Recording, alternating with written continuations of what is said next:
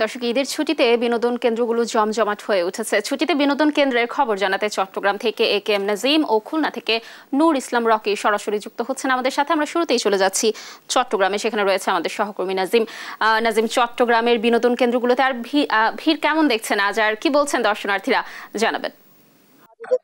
আমরা রয়েছি সি ওয়ার্ল্ডে। এখানে দেখতে পাচ্ছেন যে আসলে সব বয়সের মানুষ আসলে খুব উৎসবে মেতেছেন। ঈদের দ্বিতীয় দিন হওয়ার পর এখানে ফয়েজ লেকের যে সি ওয়ার্ল্ড রয়েছে সেই সি ওয়ার্ল্ডে দর্শনার্থীরা ভিড় করছেন এবং তারা যেভাবে পারছেন আসলে তারা আনন্দ উপভোগ করছেন। পাশাপাশি এখানে একটি কৃত্রিম জলাশয় রয়েছে, সেই কৃত্রিম জলাশয়ে তারা আনন্দে মেতেছেন। পাশাপাশি বিভিন্ন ধর্মমতের মানুষ, পাশাপাশি এখানে অন্যান্য ধর্মমতের মানুষও আছেন যারা তাদের পরিবার পরিজন নিয়ে ঈদের এই উৎসবটা আনন্দ মুখর করে তুলেছেন। পাশাপাশি ফয়েজ লেকের সি ওয়ার্ল্ড সহ আশেপাশের যতগুলো বিনোদন কেন্দ্র রয়েছে সবগুলো বিনোদন কেন্দ্র আসলে উচ্চ করা ভিড়।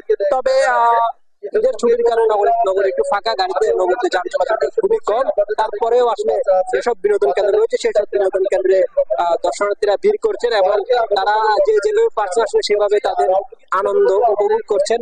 এই সি ওয়ার্ল্ড আসলে কয়েকটি কৃত্রিম জলাশয় রয়েছে এবং কিছু জায়গা রয়েছে, সেগুলোতে তারা তাদের পরিবার পরিজন নিয়ে আনন্দ উপভোগ করছেন। সব ছোট থেকে বড় থেকে শিশু থেকে শুরু করে সবাই তারা তাদের আনন্দ উপভোগ করছেন। আমরা এসে আসলে যেখানে দেখতে পাচ্ছি বিভিন্ন সাউন্ড সিস্টেমের মাধ্যমে তারা তাদের আনন্দগুলি উপভোগ করছেন।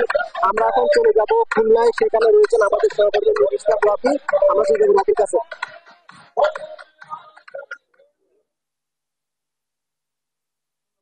আমি এই মুহূর্তে আছি খুলনা জাতিসংঘ শিশু পার্কে।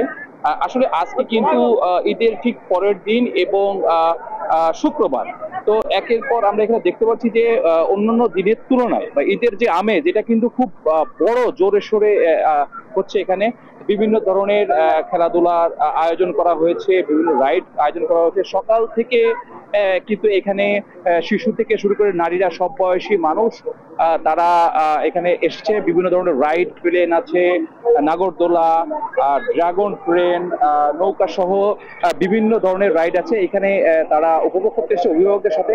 আমরা এখানে এসে যেটা জানতে পেরেছি যে খুলনা না, খুলনার বাইরে থেকেও যারা আসলে ঈদের ছুটিতে এখানে এসেছে তারাও কিন্তু এই পার্কে এসেছে ঈদের আনন্দকে শিশুদের সাথে উদযাপন করার জন্য।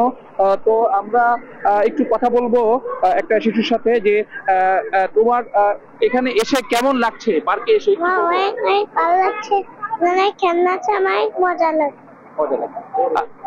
আচ্ছা, আমরা আর একটু কথা বলবো একজন অভিভাবকের সাথে, তারা তাদের ফ্যামিলি নিয়েও এই বিনোদন আসছে আর কি। বলেন যে পার্কে এসে খুবই ভালো লাগছে। আমরা বিভিন্ন জায়গায় গেছি, কিন্তু সেসব জায়গায় খুব হিউজ পরিমাণ মনে করেন টাকার অ্যামাউন্ট, টিকিট থেকে আরম্ভ করে সব কিছু। তাই এটা মনে করেন আমাদের মতো সাধারণ পরিবারে তো সব জায়গায় টিকিট দিয়ে যাওয়া সম্ভব না। কিন্তু এই যে শিশু পার্কটায় মনে করেন কোনো টিকিট নেই, আমাদের মতো ছোটখাটো ফ্যামিলি আছে, দিব্যি বাচ্চাদের নিয়ে মনে করেন চলতে পারছে। আনন্দময় জায়গা এবং এটা আমাদের খুব পরিবেশটা ভালো লাগছে এবং পরিবেশটা পরিচ্ছন্নতাও ভালো আছে। এই জন্য আমরা মোটামুটি ফ্যামিলি নিয়ে ঘুরে মজা করছি, বিনোদনও পাচ্ছি। শুধু দর্শক, আপনারা যেটা শুনতে বলেন যে এই পার্কটিতে আসলে কোনো টিকিট প্রবেশ মূল্য নাই, যার কারণে কিন্তু এখানে উপচে পড়া ভিড়। খুলনার একাধিক বিনোদন কেন্দ্র আছে, খানজানানি সেতু, 7 নম্বর ঘাট, উল্লাস শিশু পার্ক, ক্যান্টনমেন্ট শিশু পার্ক, সবগুলা থেকে কিন্তু এইখানে একটু ভিড় বেশি, কারণ এইখানে আসলে প্রবেশ মূল্য নাই। এর বাইরে আমি একটু বিষয়কে জানিয়েছি, আমরা খুলনার যেসব বিনোদন কেন্দ্র আছে এইসব বিনোদন কেন্দ্র সরজমিনে পরিদর্শন করে দেখতে পেয়েছি যে যথেষ্ট পরিমাণ আসলে প্রশাসনের কিন্তু তদারকি নাই। আর কয়েকটি পার্কে কিন্তু আমরা যেটা দেখতে পেয়েছি যে আসলে একটু অপরিষ্কার অপরিচ্ছন্নতার ব্যাপার আছে, যেটা যারা দর্শনার্থী আছে তাদের অভিযোগ যে ঈদের সময় অন্তত যারা খুলনা বা খুলনার বাইরে থেকে এই বিনোদন কেন্দ্রে শিশু বা সবাইকে নিয়ে আসে তাদের জন্য প্রশাসনের নজরদারি এবং পার্কটি পরিষ্কার পরিচ্ছন্নতা করার জন্য তাদের জোর দাবি। ধন্যবাদ লাবণী। খুলনা থেকে এই ছিল আমার কাছে সর্বশেষ সংবাদ। ধন্যবাদ রকি এবং নাজিম আমাদের সাথে যুক্ত থাকার জন্য। দর্শক, ঈদের ছুটিতে বিনোদন কেন্দ্রগুলো জমে উঠেছে সে ব্যাপারে দেশের বিভিন্ন প্রান্ত থেকে জানাচ্ছিলেন আমাদের সহকর্মীরা।